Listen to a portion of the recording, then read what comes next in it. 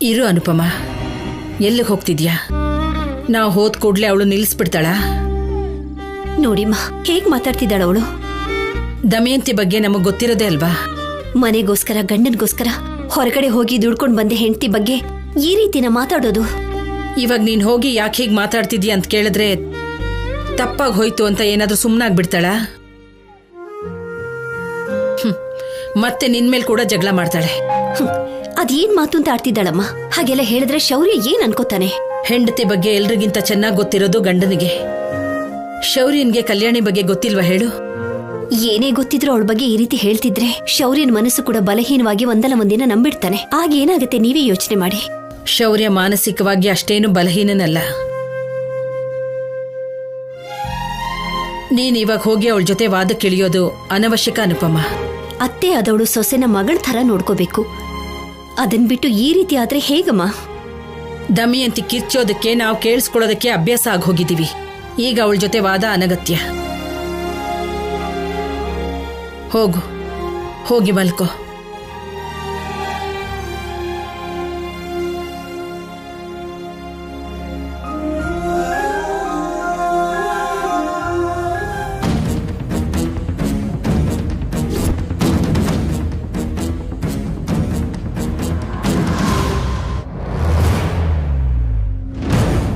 ಏನತ್ತೆ ಅವಳು ಏನೇ ಮಾಡಿದ್ರು ಎಷ್ಟೇ ನೋವು ಕೊಟ್ರು ಸ್ವಲ್ಪನೂ ನೋವು ಪಡ್ತಿಲ್ಲ.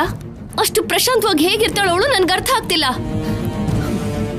ಅವಳಿಗೆ ಅಷ್ಟೊಂದು ಸಹನೆ ತಾಳ್ಮೆ ಎಲ್ಲಿಂದ ಬಂತು ಅಂತ ಅರ್ಥನೇ ಆಗ್ತಿಲ್ಲ. ಏನ್ ಮಾಡಿದ್ರು ನಗ್ತಾ ಸಹಿಸ್ಕೊಳ್ಳೋದು ಅಂದ್ರೆ ನನ್ನಿಂದಂತೂ ಆಗಲ್ಲ ಅತ್ತೆ. ಆ ಅನುಪಮ ಇದ್ದಾಳಲ್ಲ, ಅವಳು ಹೊಟ್ಟೆಲ್ ಹುಟ್ಟಿಲ್ಲ ಅಂದ್ರೂ ಅವಳ ಮೇಲಿರೋ ಪ್ರೀತಿ ಜಾಸ್ತಿನೇ ಇದೆ. ನೀವು ಹೇಳೋದ್ ಕೇಳ್ತಿದ್ರೆ ನನಗೂ ಹಾಗೆ ಅನಿಸ್ತಿದೆ ಅತ್ತೆ. ಆ ಅಮ್ಮ ಅಲ್ದಿರೋ ಅಮ್ಮನ ಬುದ್ಧಿಗಳನ್ನ ಚೆನ್ನಾಗೆ ಬೆಳೆಸ್ಕೊಂಡಿದ್ದಾಳೆ ಅಂತಾಯ್ತು. ಆ ಅನುಪಮ ಕಲ್ ಬಂಡೆ ತರ ಯಾವ ವಿಷಯಕ್ಕೂ ಜಗ್ಗೋದಿಲ್ಲ ಅಂತಾಳೆ. ಏನೇ ನಡೆದ್ರೂ ಒಂದೇ ತರ ಇರ್ತಾಳೆ. ಅದೇ ಗುಣ ಕಲ್ಯಾಣಿಗೂ ಬಂದಿದೆ. ಅವ್ರಿಗೆ ನೋವು ಕೊಡ್ಬೇಕು ಅಂತ ನಾವು ಟೆನ್ಷನ್ ಪಡ್ತಿದೀವಿ ಹೊರತು ಅವರಲ್ಲಿ ಅದು ಕಾಣಿಸ್ತಾ ಇಲ್ಲ. ಇದೇ ತರ ಆದ್ರೆ ನಮ್ ದ್ವೇಷ ತೀರೋದು ಹೇಗತ್ತೆ? ನನ್ಗೂ ಅದೇ ಅರ್ಥ ಆಗ್ತಾ ಇಲ್ಲ. ಆ ಶೌರ್ಯನ ಕೋರ್ಟ್ ಮೆಟ್ಲು ಹತ್ಸೋದಕ್ಕೆ ಇನ್ನೂ ಟೈಮ್ ಇದೆ. ಅಷ್ಟ್ರೊಳಗಡೆ ಕಲ್ಯಾಣಿಗೆ ತುಂಬಾ ಕಷ್ಟ ಕೊಟ್ಟು ನನ್ನ ಕಾಲ್ ಹಿಡ್ಕೊಳ್ಳೋ ಹಾಗೆ ಮಾಡೋಣ ಅನ್ಕೊಂಡ್ರೆ ಅದು ಮಾತ್ರ ಆಗ್ತಿಲ್ಲ. ನನ್ ಸಿದ್ದುನ ಜೈಲ್ಗೆ ಹಾಕ್ಸಿ ಅವನ್ನ ನೋಡೋ ಅವಕಾಶ ಕೂಡ ಇಲ್ದೇ ಇರೋ ಹಾಗೆ ಮಾಡಿರೋರನ್ನ ಏನು ಮಾಡೋದಕ್ಕಾಗ್ತಿಲ್ವೇ ಅಂತ ಬೇಜಾರಾಗ್ತಾ ಇದೆ ಅತ್ತೆ. ಏನ್ ಸಂಪದ ನೀನ್ ಹೇಳ್ತಾ ಇರೋದು? ನಾವು ಭಯ ಪಡಿಸ್ಬೇಕೇ ಹೊರತು ನಾವು ಭಯ ಪಟ್ಕೊಂಡು ಯೋಚನೆ ಮಾಡೋದಲ್ಲ. ಅನ್ಕೊಂಡಿರೋದು ನಡಿಲಿಲ್ಲ ಅಂದ್ರೆ ನಾನಾಗ್ಲಿ ಸಿದ್ದು ಆಗ್ಲಿ ತಡ್ಕೊಳ್ಳೋದಿಲ್ಲ ಅತ್ತೆ. ನನ್ನ ಹೊಟ್ಟೆಲ್ ಹುಟ್ಟಿರೋನ್ ಬಗ್ಗೆ ನನ್ಗೆ ಹೇಳ್ತೀಯಾ? ನಿಮ್ಗಿಂತ ತಾಳ್ಮೆ ಕಡಿಮೆ ನನ್ಗೆ. ಆದ್ರೆ ಕೌರವ್ರನ್ನ ನಾಶ ಮಾಡೋದಕ್ಕೆ ತಾಳ್ಮೆಯಿಂದ ಶಕುನಿ ಕಾದಿದ್ದ ಹಾಗೆ ತುಂಬಾ ದಿನದಿಂದ ಕಾಯ್ತಾನೆ ಇದ್ದೀನಿ. ಆದ್ರೆ ಏನೂ ಆಗ್ಲಿಲ್ಲ. ಹಾಗಂತ ಭಯ ಪಟ್ಕೊಂಡ ನನ್ ಮಗಳನ್ನ ಕಳಿಸ್ದೆ. ನನ್ ಮಗನ್ನ ಉಪಯೋಗಿಸ್ಕೊಂಡೆ. ಕೊನೆಗೆ ನಿನ್ನ ನಮ್ದೆ. ಯಾಕೆ? ದ್ವೇಷ ತೀರ್ಸ್ಕೋಬೇಕು ಅಂದ್ರೆ ತಾಳ್ಮೆಯಿಂದ ಇರ್ಬೇಕು. ನಿಮ್ಮಷ್ಟು ತಾಳ್ಮೆ ನನಗಿಲ್ಲ. ನೀ ಚಿಂತೆ ಮಾಡ್ಬೇಡ ಸಂಪದ. ಆ ಕಲ್ಯಾಣಿ ಅವ್ರ ಅಮ್ಮ ಸಾಲ ಮಾಡಿಲ್ವಾ? ಆ ಸೇಟುಗ್ ಬಡ್ಡಿ ಕಟ್ಬೇಕಲ್ಲ. ಅದನ್ ಕಟ್ಬೇಕು ಅಂದ್ರೆ ಅವಳ ಗಂಡನ್ಗೆ ಕೆಲ್ಸ ಬೇಕು. ಅವೆರಡೂ ನಡೆಯುತ್ತಾ? ಇಲ್ಲ ತಾನೇ? ಕೊನೆಗೆ ನಿನ್ ಕಾಲ್ ಹತ್ರನೇ ಬರ್ತಾಳೆ. ನೋಡ್ತಾ ಇರು.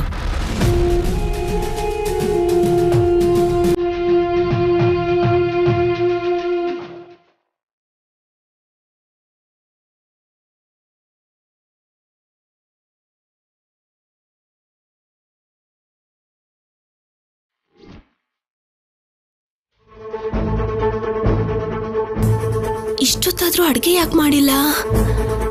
ಅತ್ತೆ ಅತ್ತೆ, ಏನು ಕೆಲ್ಸಕ್ಕೆ ಸೇರ್ತಿದ್ದ ಹಾಗೆ ಮಾತು ಬದಲಾಗಿದೆ? ಏನ್ ಬದ್ಲಾಯ್ತು ಅತ್ತೆ? ಯಾವಾಗ್ಲೂ ಕರೆಯೋ ಹಾಗೆ ಕರೆದ್ನಲ್ಲ. ಇದಕ್ಕೂ ಮುಂಚೆ ಆ ಮಾತಲ್ಲಿ ಭಯ ಇರ್ತಿತ್ತು. ಈಗ ಧೈರ್ಯ ಕಾಣಿಸ್ತಾ ಇದೆ. ಕೆಲ್ಸ ಸಿಕ್ತಿದ್ದ ಹಾಗೆ ಕೊಬ್ಬು ಬಂದ್ಬಿಡ್ತಾ? ನಾನು ಯಾವತ್ತೂ ಒಂದೇ ತರ ಇದ್ದೀನಿ. ನೀವೇ ಬೇರೆ ಬೇರೆ ತರ ಅರ್ಥ ಮಾಡ್ಕೋತಿರೋದು. ನೋಡು, ಮಾತಿಗೆ ಮಾತು ಎದುರುತ್ರ ಕೊಡ್ತಿದ್ಯಾ ಅಂದ್ರೆ ನಿನಗೆ ಕೆಲಸ ಸಿಕ್ಕಿರೋದಕ್ಕೆ ತಾನೇ. ಹಾಗೆಲ್ಲ ನೀವ್ ಅನ್ಕೊಂಡ್ರೆ ನಾನೇನು ಮಾಡಕ್ಕಾಗಲ್ಲ. ಅಡಿಗೆ ಮಾಡ್ಲಿಲ್ವಾ ಅತ್ತೆ? ನಾನ್ ಯಾಕೆ ಮಾಡ್ಬೇಕು? ನಾನೇನಾದ್ರೂ ಮನೆ ಕೆಲಸದವಳ? ನಮ್ ಮನೆಯಲ್ಲಿ ನಮ್ಮವ್ರಿಗೋಸ್ಕರ ಕೆಲ್ಸ ಮಾಡಿದ್ರೆ ಮನೆ ಕೆಲ್ಸದವ್ರಾಗ್ತೀವಾ? ಯಾರಿಗಾದ್ರೂ ಸರಿ, ನಾನು ಮಾಡಲ್ಲ. ನನ್ನ ಮಗ ನಿನ್ಗೆ ಹೊಸ ಬಟ್ಟೆಗಳನ್ನ ಕೊಡ್ಸಿ ಕಾಲೇಜಿಗೆ ಕೆಲ್ಸಕ್ಕೆ ಕಳಿಸ್ತಾ ಇದ್ರೆ ನೀನು ಮೈಸೂರು ಮಹಾರಾಣಿ, ನಾನು ಮನೆ ಕೆಲಸದೊಳಗೆ ಹೋಗ್ತೀನೇನೆ. ಆ ಥರ ಯಾಕೆ ಯೋಚಿಸ್ತಾ ಇದ್ದೀರಾ ಅತ್ತೆ? ಇಷ್ಟೊತ್ತಾದ್ರೂ ಅಡ್ಗೆ ಮಾಡಿಲ್ಲ ಅಂದ್ರೆ ಹಶ್ವಾಗಿ ಯಾರಾದ್ರೂ ಊಟಕ್ಕೆ ಕುತ್ಕೊಂಡ್ರೆ ಏನ್ ಮಾಡೋದು? ಯಾರಿಗೆ ಹಸ್ವಾಗತ್ತೋ ಅವರೇ ಬಡಿಸ್ಕೋತಾರೆ. ನೋಡು, ನಾನು ಇವಾಗ್ಲೇ ಹೇಳ್ತಾ ಇದ್ದೀನಿ, ಇವತ್ತಿಂದ ನಾನು ಅಡ್ಗೆ ಮಾಡಲ್ಲ.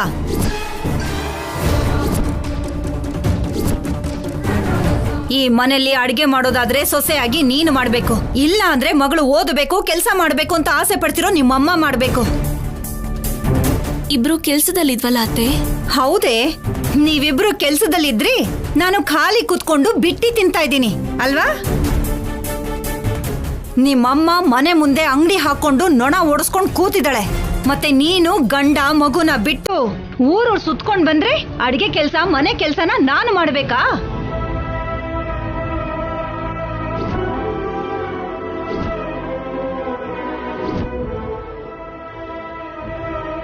ಒಂದ್ ಕಡೆ ಎಳೆ ಮಗುನ ನೋಡ್ಕೋಬೇಕೋ, ಇಲ್ಲ ನನ್ ಮಗನ್ನ ನೋಡ್ಕೋಬೇಕೋ, ಅಥವಾ ನನ್ ಗಂಡನ್ನ ನೋಡ್ಕೋಬೇಕೋ ಅಂತ ಅರ್ಥ ಆಗದೆ ನಾನ್ ತಲೆ ಕೆಡ್ಸ್ಕೊಂಡ್ ಕೂತಿದ್ರೆ ಅಡಿಗೆ ಮಾಡ್ಬೇಕಂತೆ. ಅಡಿಗೆ ಅಷ್ಟು ಚಿಕ್ಕ ಸಹಾಯನೂ ಮಾಡಕ್ಕಾಗಿಲ್ಲ ಅಂದ್ರೆ ಹೇಗತ್ತೆ? ಸಹಾಯ ಮಾಡ್ಬೇಕು ಅಂತ ಅನ್ಸುತ್ತೇನೋ, ಆದ್ರೆ ನಿಮ್ಮಮ್ಮ ಹೊಸ್ಲಲ್ಲಿ ನಿಂತ್ಕೊಂಡು ನಿನ್ಗೋಸ್ಕರ ಕಾಯ್ತಾ ಇದ್ರೆ ಎಲ್ಲ ಕೆಲ್ಸಗಳನ್ನು ಮಾಡಿ ಮುಗಿಸಿ ನಿನ್ಗೋಸ್ಕರ ಕಾಯ್ತಿದ್ದಾಳೇನೋ ಅನ್ಕೊಂಡೆ. ಹಾಗೆ ಕಾಯ್ಕೊಂಡು ಕೂತ್ಕೊಳ್ಳೋ ಬದಲು ಆ ಸಮಯದಲ್ಲಿ ಅಡಿಗೆ ಮಾಡ್ಬೋದಿತ್ತಲ್ವಾ?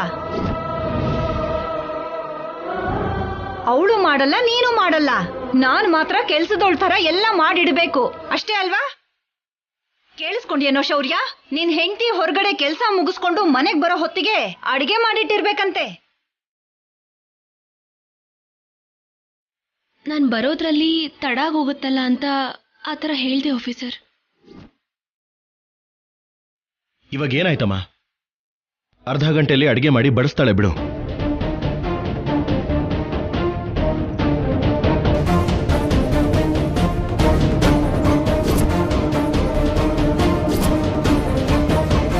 ಕೆಲಸ ಮಾಡೋ ಹೆಣ್ಮಕ್ಳು ಎಲ್ಲಾನು ಮ್ಯಾನೇಜ್ ಮಾಡ್ತಾರೆ. ಆಫೀಸ್ ಅಷ್ಟೇ ಅಲ್ಲ, ಮನೇನೂ ಕೂಡ.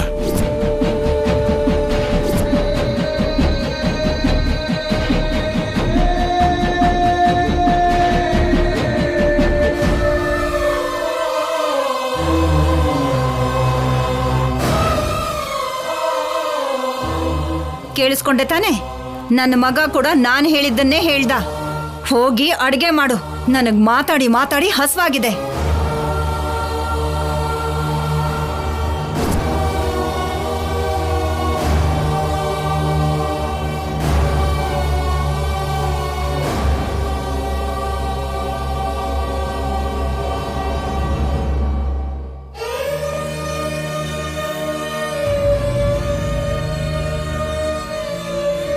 ಏನಮ್ಮ ಶೌರ್ಯ ಹಾಗಂತ ಅಂತ ಬೇಜಾರ್ ಮಾಡ್ಕೊಂಡ್ಯಾ? ಅತ್ತೆ ಏನೋ ಹಾಗೆ ಮಾತಾಡಿದ್ರು ಅಂದ್ರೆ ಆಫೀಸರು ಏನಮ್ಮ? ದಮಯಂತಿಗೆ ಯಾವಾಗ್ಲೂ ಏನಾದ್ರೂ ಹೇಳ್ತಿರ್ಬೇಕು, ಅದು ನಮಗ್ ಗೊತ್ತಿರೋ ವಿಷಯ ತಾನೇ. ಇನ್ನು ನಮ್ಮ ಶೌರ್ಯ, ಅವನ ಪರಿಸ್ಥಿತಿ ಬಗ್ಗೆ ಯೋಚನೆ ಮಾಡು. ಒಳ್ಳೆ ಇನ್ಸ್ಪೆಕ್ಟರ್ ಯೂನಿಫಾರ್ಮ್ ಹಾಕೊಂಡು ಮನೆಗೆ ಯಾವಾಗ ಬರ್ತಿದ್ದ, ಯಾವಾಗ ಹೋಗ್ತಿದ್ದ ಅಂತ ಕೂಡ ಗೊತ್ತಿಲ್ಲದಿರೋಷ್ಟು ಬ್ಯುಸಿಯಾಗಿರ್ತಿದ್ದ. ಅಂಥ ವ್ಯಕ್ತಿ ಯಾವ ಕೆಲಸನೂ ಇಲ್ಲದೆ ಖಾಲಿಯಾಗಿ ಮನೇಲಿ ಕೂತ್ಕೊಳ್ಳೋದು ಅಂದ್ರೆ ಅವನ ಸ್ಥಿತಿ ಬಗ್ಗೆ ಯೋಚನೆ ಮಾಡು. ಅದು ಸಾಲದು ಅಂತ ಮಗು ನಿನ್ನನ್ನು ತುಂಬಾ ಹಚ್ಕೊಂಡು ತೀರಾನೇ ಹಠ ಮಾಡ್ತಾನೆ. ಅವನನ್ನು ಸುಧಾರ್ಸಕ್ಕೆ ಯಾರ ಕೈಲೂ ಆಗಲ್ಲ ಕಲ್ಯಾಣಿ. ಅದಕ್ಕೆ ಶೌರ್ಯ ಹಾಗೆಲ್ಲ ಮಾತಾಡಿದ್ದು. ಅದನ್ನೆಲ್ಲ ನೀನು ತಪ್ಪಾಗಿ ಅರ್ಥ ಮಾಡ್ಕೋಬೇಡ. ಹೌದು, ಇಷ್ಟಕ್ಕೂ ನಿನ್ ಕಾಲೇಜ್ ಹೇಗಿತ್ತು, ನಿನ್ ಕೆಲಸ ಹೇಗಿತ್ತು ಅಂತ ಹೇಳಲೇ ಇಲ್ವಲ್ಲ? ನೀನಿರೋ ಜಾಗದಲ್ಲಿ ಆವೇಶ ಇರಲ್ಲಮ್ಮ.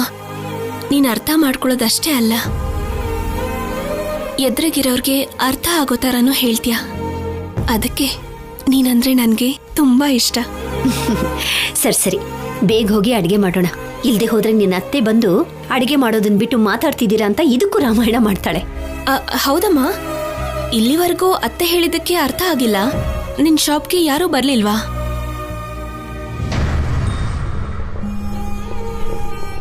ದಮಯಂತಿ ಎಲ್ಲಿ ಬರೋಕ್ ಬಿಡ್ತಾಳೆ? ಇವ್ರ ಹತ್ರ ಇರೋದೆಲ್ಲ ಹಳೆ ಬಟ್ಟೆಗಳು, ಅದ್ರಲ್ಲಿ ಕಟ್ ಮಾಡಿದ ಬಟ್ಟೆಗಳನ್ನ ನೀವು ತಗೊಂಡು ಹೋಗ್ತೀರಾ ಅಂತ ಎಲ್ಲ ಕೆಡಿಸ್ಬಿಟ್ಲು. ಅದಕ್ಕೆ ಬಂದವರು ಬಟ್ಟೆ ತಗೊಳ್ದೆ ಹೊರಟೋದ್ರು.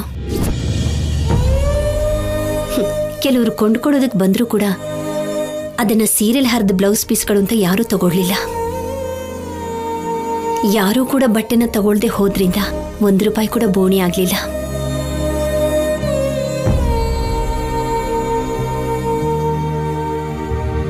ಸರಿನಮ್ಮ, ಹಶ್ವಾಗ್ತಿದೆ. ಬೇಗ ಅಡ್ಗೆ ಮಾಡಿ ತಿಂದ್ರೆ ಅದಾದ್ಮೇಲೆ ಬ್ರೈನ್ ತಂತಾನಾಗೆ ಕೆಲಸ ಮಾಡುತ್ತೆ. ಚೆನ್ನಾಗಿ ಯೋಚನೆ ಮಾಡಿ ನಿನ್ಗೊಂದು ಒಳ್ಳೆ ಐಡಿಯಾ ಕೊಡ್ತೀನಿ. ಸರಿ, ಅಡ್ಗೆ ಮಾಡೋಣ ಬಾ. ಸರಿ.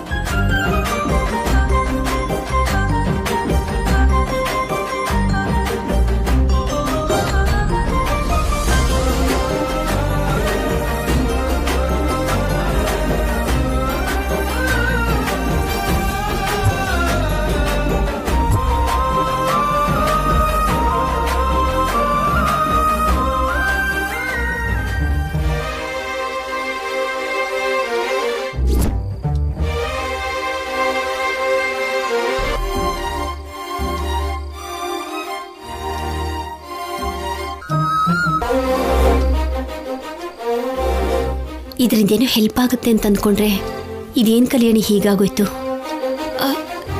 ಹೆಲ್ಪ್ ಅಲ್ಲಮ್ಮ, ಅದ್ಭುತ ಆಗುತ್ತೆ, ನೋಡ್ತಿರು. ₹1 ಕೂಡ ವ್ಯಾಪಾರ ಆಗದೆ ಇರೋ ಬಟ್ಟೆಲಿ ಅದ್ಭುತ ಹೇಗಾಗುತ್ತಮ್ಮ? ಯಾವಾಗ್ಲೂ ನೋಡೋದ್ರಿಂದ ಅಲ್ಲಮ್ಮ, ನೋಡ್ತಾ ಇರೋದ್ರಿಂದ ಅದ್ಭುತ ಆಗುತ್ತೆ. ಏನ್ ಮಾಡ್ತಿದ್ಯಾ ಕಲ್ಯಾಣಿ? ಹೇಳ್ತೀನಿ ಇರಮ್ಮ.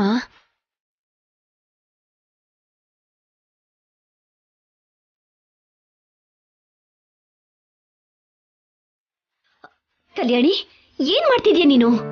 ಅಯ್ಯೋ ಇರಮ್ಮ. ಯಾಕಮ್ಮ ಹಾಗೆ ಕಟ್ ಮಾಡ್ತಿದ್ಯಾ? ಅಯ್ಯೋ ಕಲ್ಯಾಣಿ, ಏನಪ್ಪ ಮಾಡ್ತಿದ್ಯಾ ನೀನು? ವೇಟ್.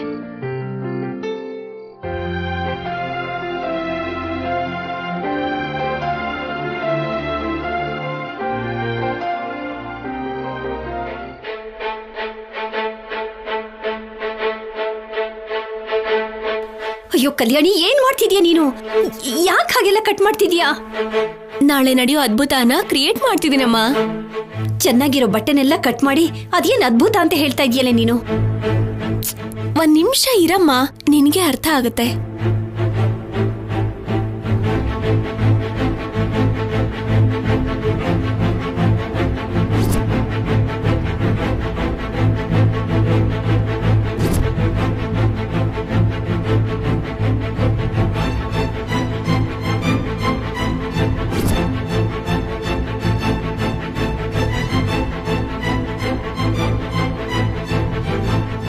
ಅಮ್ಮ, ನಿನ್ಗೆ ಮ್ಯಾಚಿಂಗ್ ಬಗ್ಗೆ ತುಂಬಾ ಒಳ್ಳೆ ಐಡಿಯಾ ಇದೆ ಅಂತ ಮ್ಯಾಚಿಂಗ್ ಸೆಂಟರ್ ಇಟ್ಟೆ. ನಿನ್ ಟೇಸ್ಟ್ ಪ್ರಕಾರ ಯಾವ ಪೀಸ್ಗೆ ಯಾವ್ದು ಮ್ಯಾಚಿಂಗ್ ಪೀಸ್ ಆಗುತ್ತೋ ತೆಗ್ದಿಡಮ್ಮ.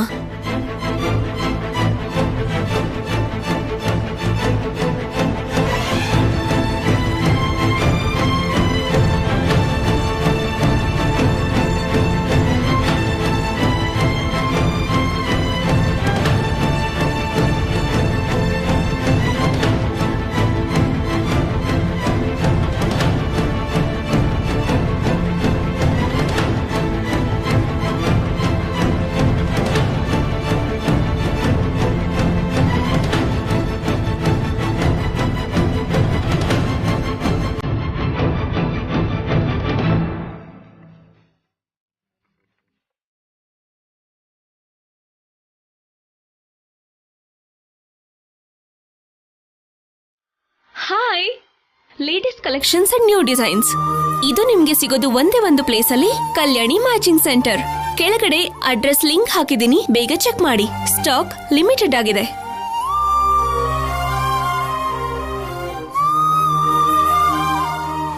ನಾಳೆಯಿಂದ ನಿನ್ ಬಿಸ್ನೆಸ್ ನೋಡಮ್ಮ ಹೇಗಿರುತ್ತೆ ಅಂತ. ಫೋನಲ್ಲಿ ನೋಡಿ ಯಾರಮ್ಮ ಬರ್ತಾರೆ? ನಮ್ ಹಾಗೆ ಚಿಕ್ಕ ಚಿಕ್ಕ ಶಾಪ್ ಇಟ್ಟಿರೋರ್ಗೆ ದೊಡ್ಡ ಪಬ್ಲಿಸಿಟಿ ಅಂದ್ರೆ ಈ ಸೋಷಿಯಲ್ ಮೀಡಿಯಾನೇ. ಕೋಟಿ ರೂಪಾಯಿನ ಖರ್ಚೆ ಮಾಡದೆ ಕೋಟಿ ಜನರಿಗೆ ನಮ್ಮ ಪ್ರಾಡಕ್ಟ್ ಬಗ್ಗೆ ಹೇಳೋದಕ್ಕಾಗಿ ಇದೊಂದೇ ಸರಿಯಾದ ದಾರಿ. ನಿಜವಾಗ್ಲೂ ಅಷ್ಟೊಂದು ಪಬ್ಲಿಸಿಟಿ ಸಿಕ್ಕತ್ತಾ ಕಲ್ಯಾಣಿ? ನಾಳೆ ನೋಡಮ್ಮ.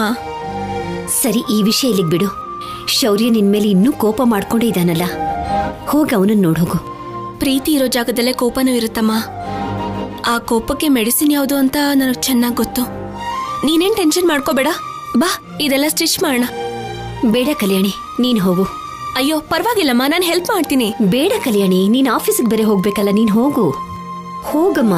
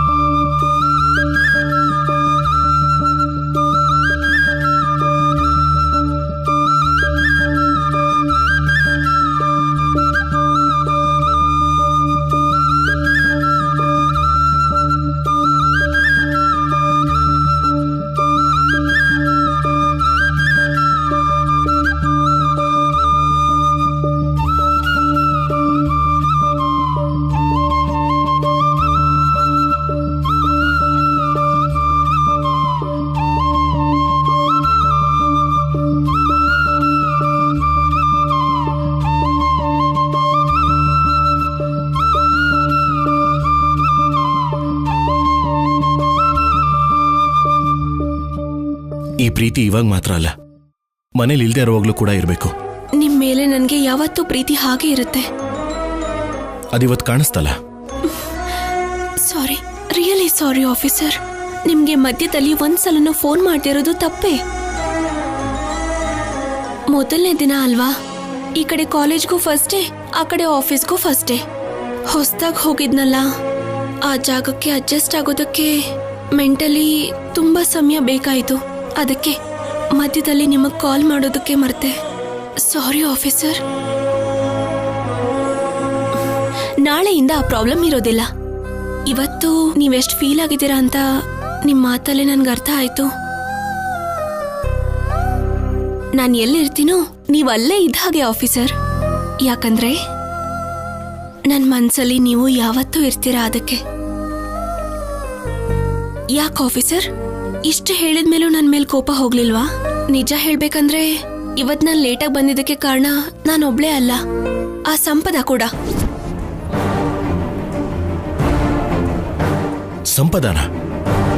ಸಂಪದ ಕಾಣಿಸದ್ಲ? ಹೌದು ಆಫೀಸರ್, ಆಫೀಸ್ ಹೊರಗಡೆನೆ ಇದ್ಲು. ನಿನ್ನೆ ನನಗೆ ಜಾಬ್ ಸಿಗ್ಬಾರ್ದು ಅಂತ ಟ್ರೈ ಮಾಡಿದ್ಲು. ನಿನಗೇನಾದ್ರೂ ಅಂದ್ಲು. ಅದಕ್ಕೆ ನಾನು ಸರಿಯಾಗಿ ಆನ್ಸರ್ ಮಾಡಿದ್ದೀನಿ.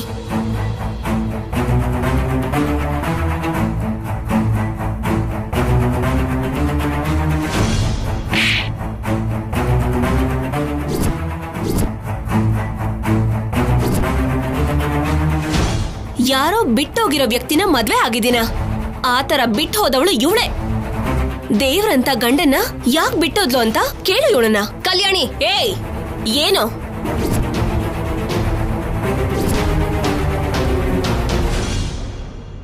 ಅವನು ಜೈಲಿಗೆ ಹೋದ್ರೆ ಅವಳಿಗೆ ಬುದ್ಧಿ ಬರುತ್ತೆ ಅನ್ಕೊಂಡ್ರೆ ಇನ್ನೂ ಹೆಚ್ಚಾಗಿ ಆಡ್ತಿದ್ದಾಳ. ಹೆಚ್ಚಾಗಾಡಿದ್ರು ನನ್ನ ಹತ್ರ ಅವಳ ಆಟಗಳು ಯಾವುದು ನಡೆಯೋದಿಲ್ಲ ಆಫೀಸರ್. ಹಾ, ಅವಳಿಗೆ ಹಾಗೆ ಉತ್ತರ ಕೊಡ್ಬೇಕು. ಹಾ, ನೋಡಿದ್ರ ಅವಳ ಬಗ್ಗೆ ಹೇಳ್ತಿದ್ದ ಹಾಗೆ ಹೇಗ್ ಬದ್ಲಾದ್ರಿ?